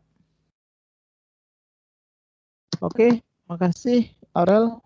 Berikutnya, ayo kurang berapa lagi? Sedikit lagi nih. Dava atau siapa? Mas Fani. Oke, Mas Fani, silakan. Assalamualaikum warahmatullahi wabarakatuh. Waalaikumsalam warahmatullahi wabarakatuh. Silakan. Judul yang saya gunakan yaitu hubungan inflasi dengan pengangguran di Indonesia. Yang ingin saya lakukan yaitu dalam menulis skripsi ini, yang pertama itu mengetahui adanya atau tidaknya hubungan inflasi dan pengangguran di Indonesia. Kemudian mengetahui pengaruh inflasi terhadap pengangguran atau sebaliknya di Indonesia. Dan dalam penelitian yang ingin saya kerjakan ini dapat menjadikan gambaran atau kajian yang dilakukan untuk negara untuk mengatasi pengangguran dan inflasi. Dari berbagai jurnal yang saya dapatkan, kebanyakan tidak banyak judul yang sama dengan judul yang saya gunakan ini. Dan kebanyakan yang mengkaji tentang inflasi dan jumlah produksinya. Dan kebanyakan jurnal yang mengkaji hubungan inflasi tersebut dengan pengangguran ini, metodologinya menggunakan regresi data panel. Kebanyakan itu Pak. Dan OLS. Nah, dari semua metode tersebut, saya ingin menggunakan metode penelitian ini menggunakan PCM. Gitu Pak. Oke. Mas Fani sudah baca berapa literatur? Sekitar 17 Pak. 17. Yang luar negerinya berapa? Luar negeri ya internasional 5. Maksudnya. Internasional 5 Pak. Oke. Baru 5. Kemudian apa yang menjadi gap literatur yang Anda baca? Selama ini yang sudah Anda baca literatur sampai mana dia kajiannya, dan Anda ingin kontribusi di mana dalam konteks ini? Nah, dalam konteks ini saya ingin meneliti tentang hubungan inflasi dan pengangguran menggunakan ini Pak. Data pengangguran dan data IHK Pak, indeks harga konsumen tersebut. Enggak, itu kan dari sisi datanya. Maksudnya saya ingin tanya isunya Mas Fani. Maksudnya gini, isu inflasi dan pengangguran ini sudah lama sekali sudah dibahas. Ada namanya teori namanya Philip Curve. Ya. Itu teori yang mengatakan antara inflasi dan pengangguran itu memiliki hubungan negatif dalam jangka pendek dan plus dalam jangka panjang. Nah, Anda apakah ingin menguji teori ini? Ya, tentunya iya. Dalam jangka pendek dan jangka panjang. Nah, tentunya Anda ingin melihat sebenarnya studi yang selama ini sudah dibuat ya dari tahun 5 tahun 10 tahun terakhir ini, kajian inflasi dan pengangguran ini di Indonesia khususnya itu bagaimana, Mas? Apakah hubungannya positif, hubungannya negatif, atau bagaimana gitu, Mas? Sehingga Anda di situ perlu mengkaji kembali gitu, Mas. Gimana? Ada menemukan nggak itu? Dari berbagai jurnal yang saya temukan, ada beberapa yang menganggap hubungan inflasi dan pengangguran itu positif, tapi ada juga yang beranggapan negatif, Pak. Tapi kebanyakan positifnya, Pak. Positif. Nah, itu berarti Anda harus mencari tahu mengapa kok positif. Alasannya mengapa. Nanti maksudnya di bab satunya itu ketika nanti Anda membuat disampaikan alasannya mengapa. Kebanyakan literatur mengatakan positif. Konteksnya apa? Begitu, Mas Fani, ya. Ya, Kemudian juga dari sisi ini, Mas, tahunnya. Tahunnya itu juga menentukan, Mas. Jadi tahun itu artinya dalam konteks ekonomi namanya business cycles, siklus bisnisnya. Jadi siklus bisnis itu menentukan hubungan variabel. Ketika siklusnya mengalami kenaikan atau namanya leveraging, ya dia mengalami sebuah fase yang sifatnya naik ke atas, maka dia memiliki hubungan yang dalam jangka pendek dia negatif. Gitu. Tapi ketika siklusnya sudah dia ke bawah dalam siklus bisnis ya, dari pucuk atas dia ke bawah turun, deleveraging namanya atau posisi yang depresi atau resesi, maka hubungannya menjadi positif. Nah, itu yang mungkin perlu Mas, perlu nanti juga dikontekskan dalam itu data Anda itu. Jadi datanya Mas Fani itu periodenya apakah dia siklusnya sedang naik atau siklusnya sedang turun begitu, Mbak. Iya, Pak. Ya, coba nanti ya gini aja lah biar nanti konkret. Mas sudah punya literatur banyak. Coba Mas buat buat bab 1 dulu aja, Mas, dinarasikan. Saya ingin coba melihat bagaimana gaya Mas Fani membuat tulisan bab 1 berdasarkan literatur gap yang sudah Anda temukan. Begitu, Mas Fani. Ya, Pak. Siap. Oke. Makasih, Mas Fani. Ada lagi yang lain mau disampaikan, Mas Fani? Cukup ya. Oke. Ya. Kalau mau izin dulu nggak apa Mas Fani menyesuaikan. Mbak Destin, silahkan. Ya, Pak. Siap. Iya Pak, Assalamualaikum warahmatullahi wabarakatuh. Ya, salam Mbak Destin. Judul skripsi yang saya ambil itu analisis faktor permintaan suku retail di Indonesia. Di mana saya sudah melakukan literatur review sebanyak 27 jurnal yang terdiri dari 17 jurnal inter dan 10 jurnal nasional. Sebentar Mbak Destin, suara Anda kok bergemuruh ya? Kok tidak clear ya? Suara Anda kok bergemuruh. Kok kayak gresek-gresek gitu loh. Ya. Ya, coba nyari posisi yang pas dulu supaya teman-teman juga bisa lebih fokus, lebih khusyuk. Ya. Iya, Pak. Oke. Ada posisi di mana sekarang, Mbak Destin? Kok suaranya kok kresek-kresek ya? Nggak clear gitu loh. Halo? Nah, ini kok malah keluar nih Mbak Destin malah. Halo, Mbak Destin? Masih ada? Posisi Anda di mana?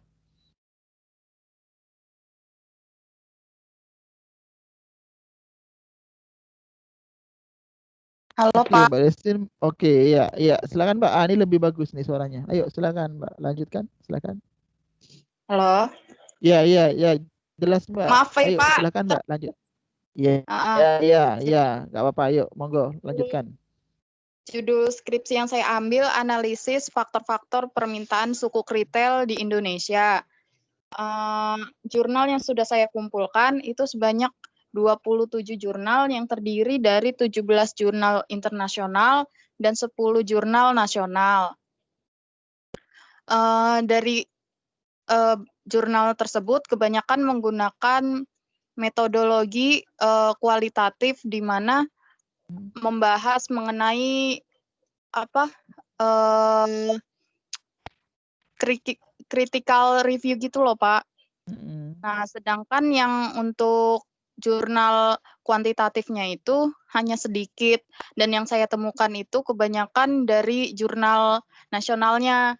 Kalau jurnal internasional dia tuh kebanyakan menggunakan kualitatif. Kemudian untuk variabel yang digunakan itu variabel yang kebanyakan digunakan ada inflasi, kurs, yield to maturity, harga sukuk, imbal hasil, BI rate, sama suku bunga deposito perbankan. Sedangkan metode analisisnya kebanyakan itu menggunakan regresi linear berganda. Nah, kemudian juga dari berbagai jurnal itu mereka memfokuskan mau mengambil sukuk retail seri yang keberapa gitu, Pak. Nah, kemungkinan saya ingin mengambil seri yang SR013. Soalnya SR013 ini setelah saya baca berita, dia itu memecahkan rekor gitu loh, Pak. Padahal kan yang kita tahu saat ini lagi pandemi, tapi permintaan dari sukuk retail SR013 itu malah banyak. Begitu, Pak. Retail 13 itu tentang apa, Mbak? Ijarah. Ijarah ya. Itu kapan dikeluarkan oleh pemerintah? Masih baru-baru ini sih, Pak. Bentar. Oke, nggak apa-apa. Oke, Mbak. Oke, berarti Anda menentukan suku retail itu mendefinisikannya suku retail yang spesifik ya. Artinya variabel dependennya adalah suku retail bukan secara agregasi tapi secara spesifik suku retail kesekian, begitu ya Mbak ya, nomor sekian begitu ya Mbak. Oke, kalau gitu Mbak. Kalau boleh tahu pemerintah sudah berapa kali Mbak menerbitkan suku retail Mbak? Sudah berapa? Ke-13 atau berapa? Ya, ke-13 ini Pak. Oke. 13 itu kalau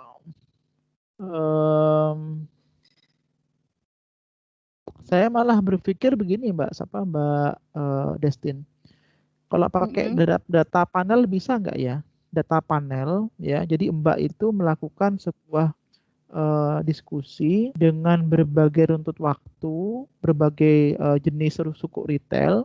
Lalu Mbak kemudian melakukan identifikasi berdasarkan variabel independennya, Mbak. Bayangan saya ya, yang mempengaruhi permintaan suku retail itu pertama adalah harga. Ya, pasti yang pertama harga. Yang kedua adalah nominalnya. Jadi maksudnya returnnya. Tingkat bagi hasilnya berapa, returnnya. Lalu yang ketiga adalah jumlahnya, Mbak. Jumlah lotnya itu, Mbak, berapa.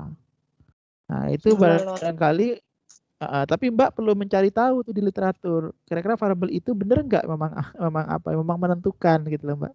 Itu hanya gambaran sekilas saya. Saya nggak punya gambaran paper gitu, Mbak.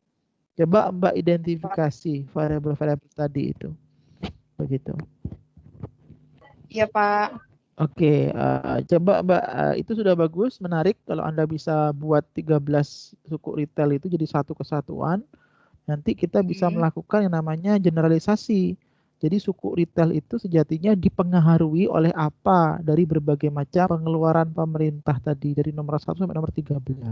Itu bakal menarik Mbak Destin saya kira. Gitu, Mbak. Iya, Pak. Ya. Oke, ada lagi yang lain Mbak Destin?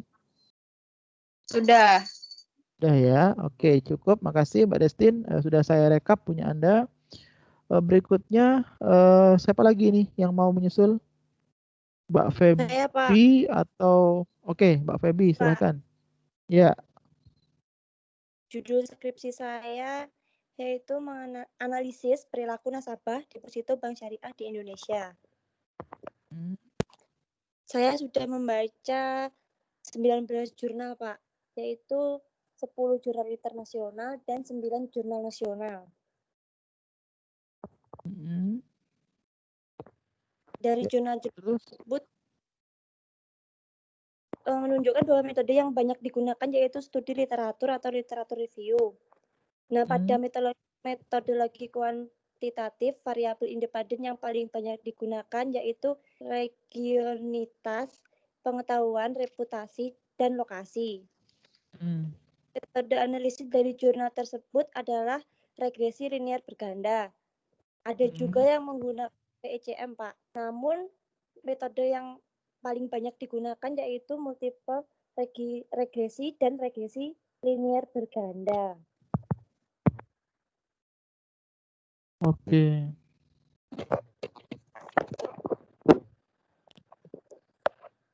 Ada lagi, Mbak? Sudah, Pak. Oke.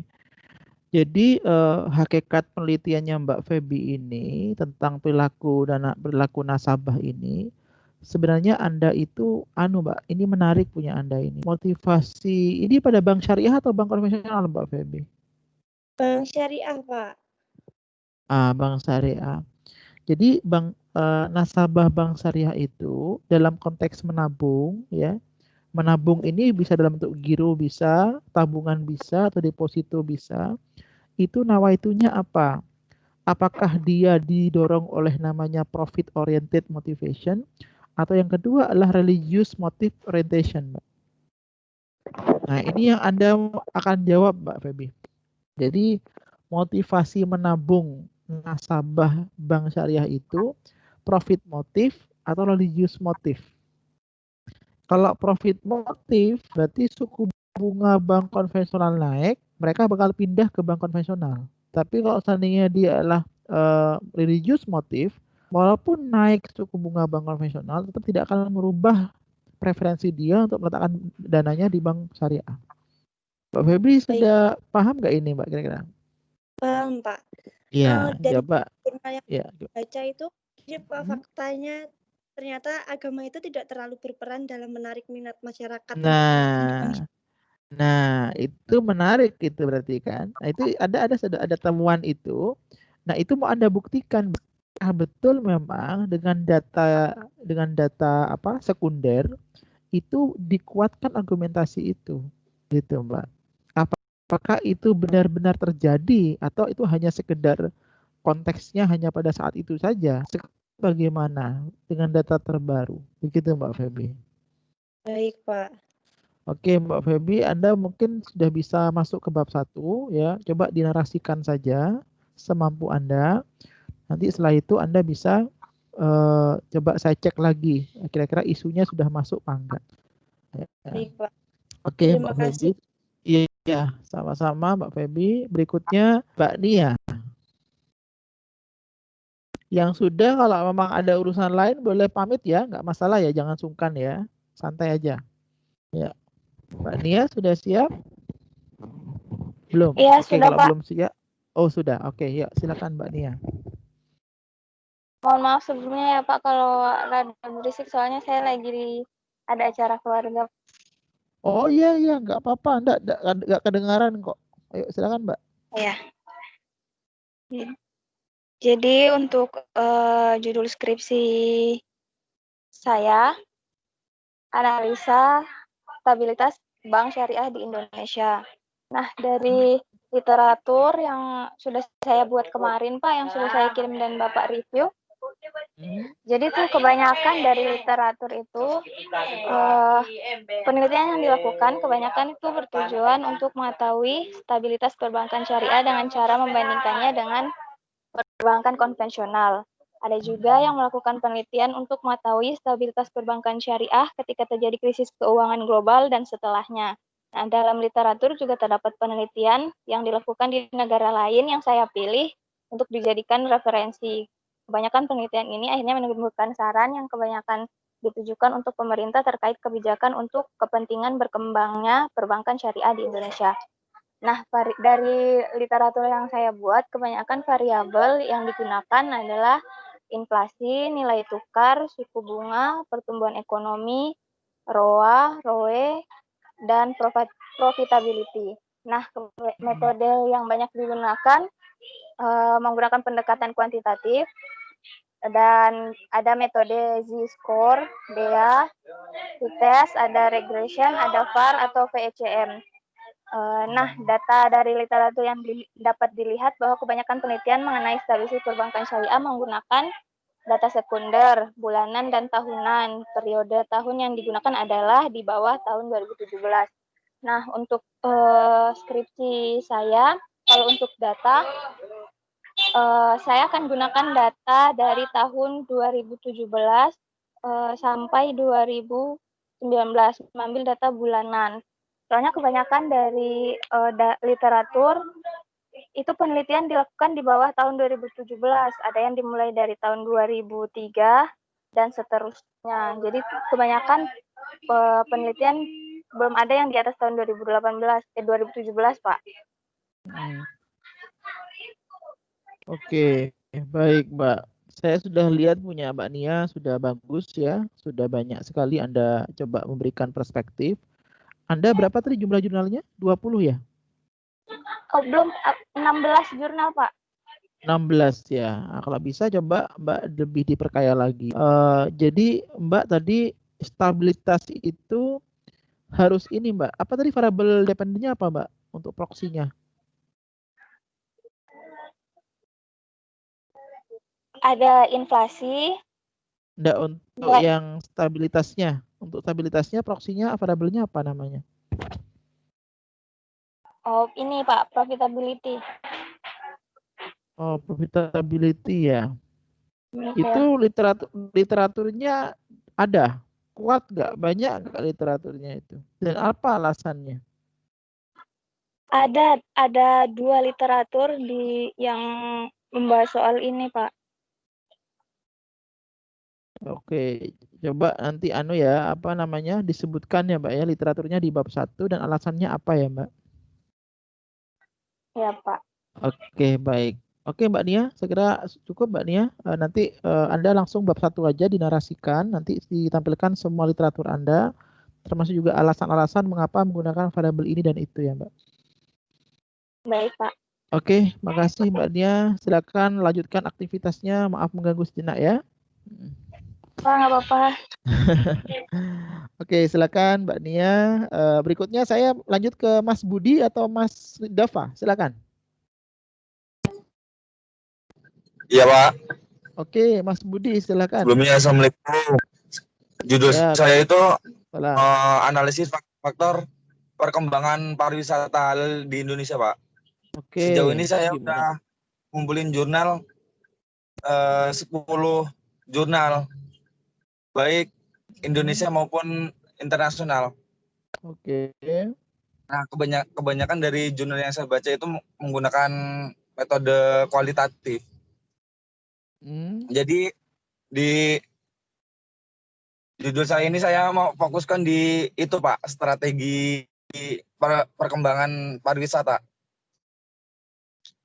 Oke, yang Anda dapat dari literatur itu, apa yang menjadi variabel dalam penentuan analisisnya?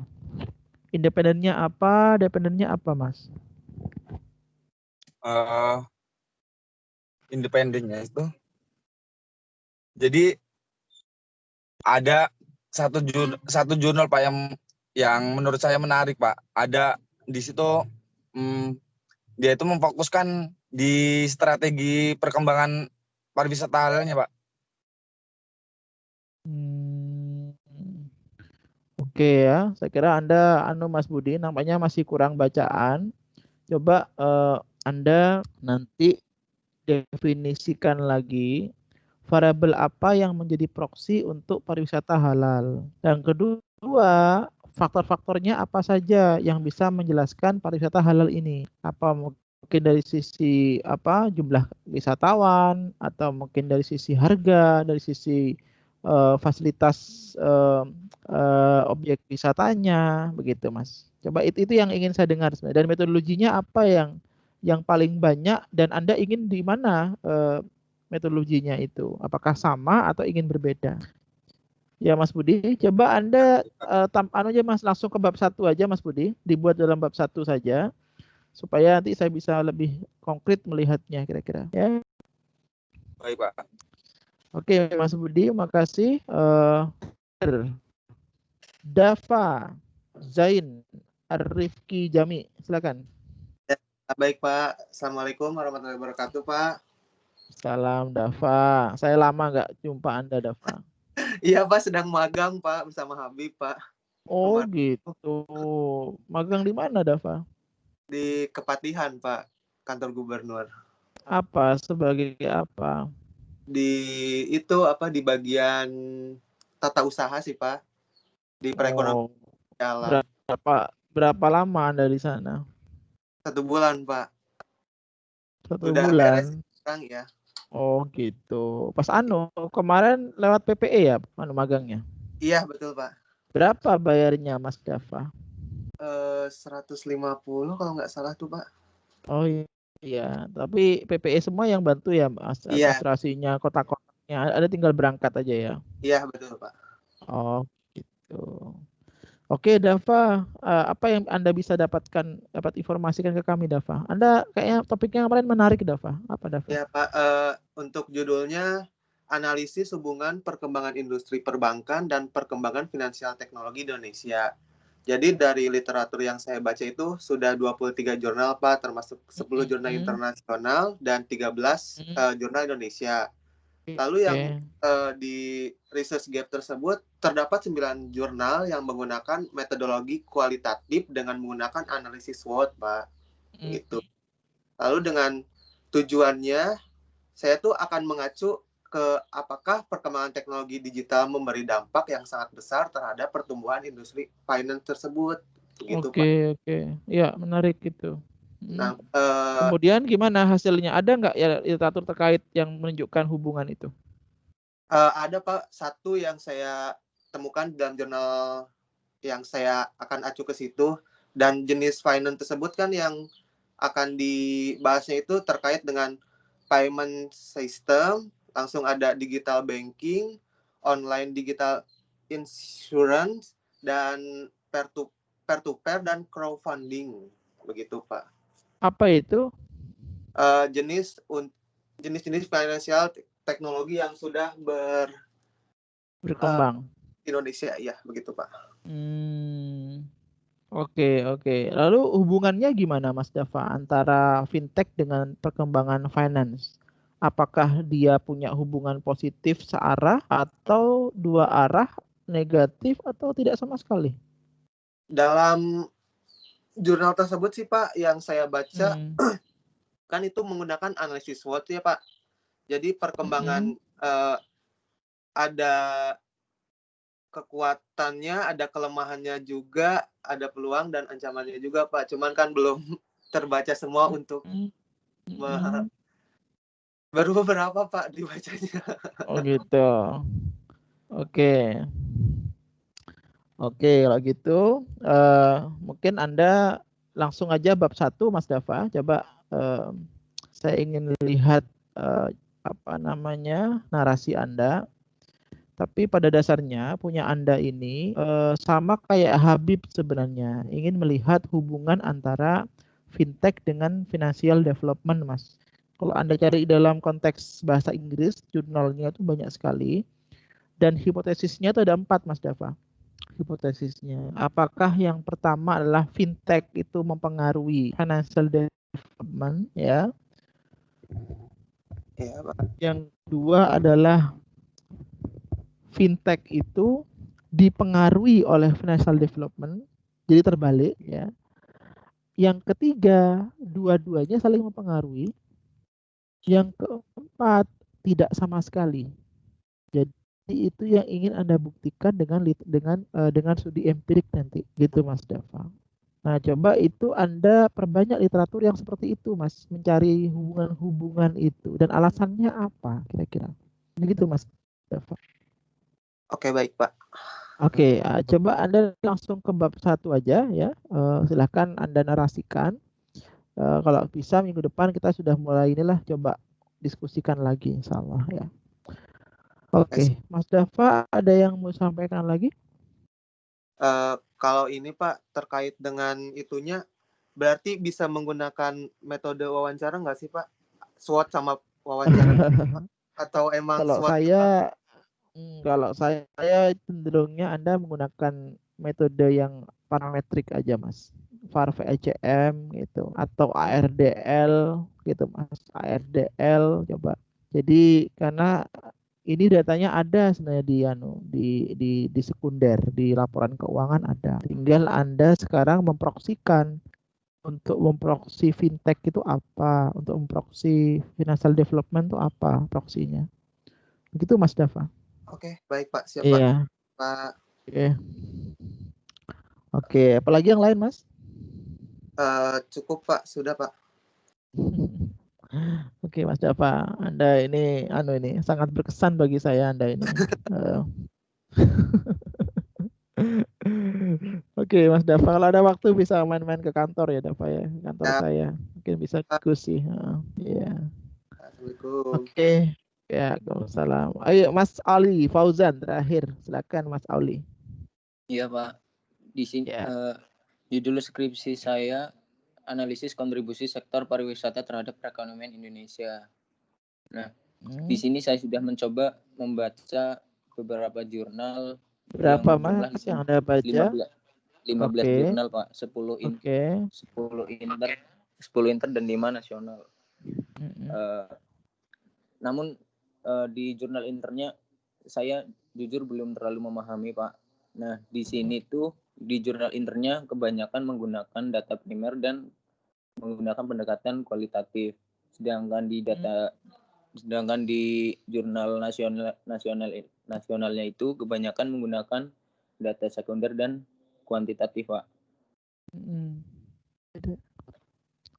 Lalu bagaimana hubungannya antara pariwisata dengan perekonomian, Mas? Dari beberapa jurnal yang saya baca ini, hasilnya itu dari sektor pariwisata cukup berpengaruh positif Pak terhadap perekonomian Indonesia, seperti menambah lapangan pekerjaan, terus pendapatan di daerah sekitar wisata pun dari masyarakat ikut meningkat. Oke, baik. Lalu untuk metodologinya apa Mas yang Anda dapatkan di sana paling banyak dipakai? Kalau untuk yang jurnal nasional itu kebanyakan menggunakan regresi linier, Pak. Kalau yang inter itu ada input output model, terus statistik analisis. Oke. Mungkin Anda bisa belajar Mas untuk berpikir tidak menggunakan regresi, tapi menggunakan metode yang lainnya, tapi dia tetap bisa menjawab hubungan ini. Karena ini menarik ya, pariwisata dengan pertumbuhan ekonomi. Coba Mas Ali coba lebih didalami lagi literaturnya. Tapi Anda sudah bisa coba masuk bab 1 Mas Ali. Jadi biar segera bisa kita lihat narasinya seperti apa. Oke Mas Ali. Ada lagi yang lain Mas Ali kira-kira?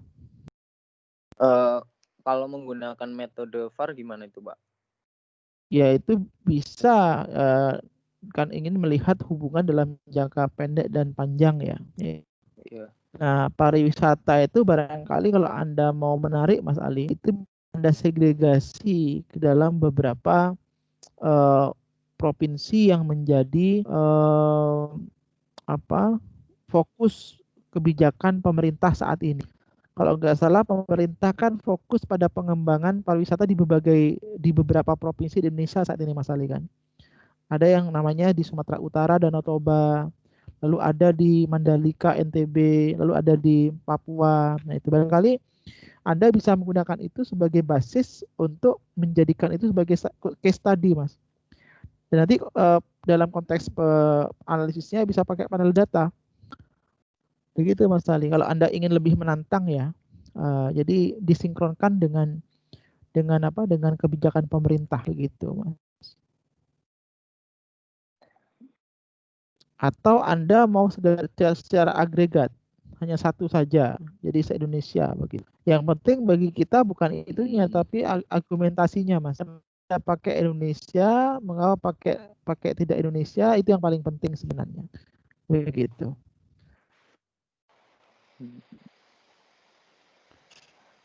Tapi jurnal yang saya baca itu kebanyakan pakai variabel seperti jumlah wisatawan gitu Pak, sedangkan variabel makronya masih jarang. Justru itu. Berarti kalau Anda menemukan di literatur gap, di literatur itu banyak yang menggunakan, masih belum banyak yang menggunakan variabel makro, berarti itu bisa jadi keunggulan penelitian Anda nanti. Jadi Anda menggunakan sesuatu yang jarang dipakai atau belum dipakai, Mas Ali. Begitu. Jadi Anda, kalau saran saya, barangkali pakai data sekunder aja. Jadi data pariwisata, lalu data jumlah wisatawan, data inflasi barangkali, ya, data apalagi yang terkait dengan pariwisata, Mas. Tinggal dicari literatur, literatur itu yang menggunakan data makro atau sekunder, yang paling banyak digunakan apa. Begitu Mas Ali. Oke, Mas Ali, cukup ya saya kira ya. Sudah cukup Pak, terima kasih. Oke, makasih banyak Mas Ali Fauzan dan kawan sekalian yang masih bertahan ya. Saya sangat bangga hari ini Anda semua bisa menyampaikan tentang gap literatur masing-masing, dan ini sebuah komitmen Anda kalau Anda benar-benar memang fokus dan serius untuk bisa menyelesaikan penelitian ini, skripsi ini dengan baik ya, dan dengan suatu hasil yang maksimal insyaallah. Baik, kita jumpa lagi minggu depan, dan saya akhiri dulu pertemuan kita pada hari ini. Alhamdulillahirrahmanirrahim. Wassalamualaikum warahmatullahi wabarakatuh. Waalaikumsalam warahmatullahi wabarakatuh.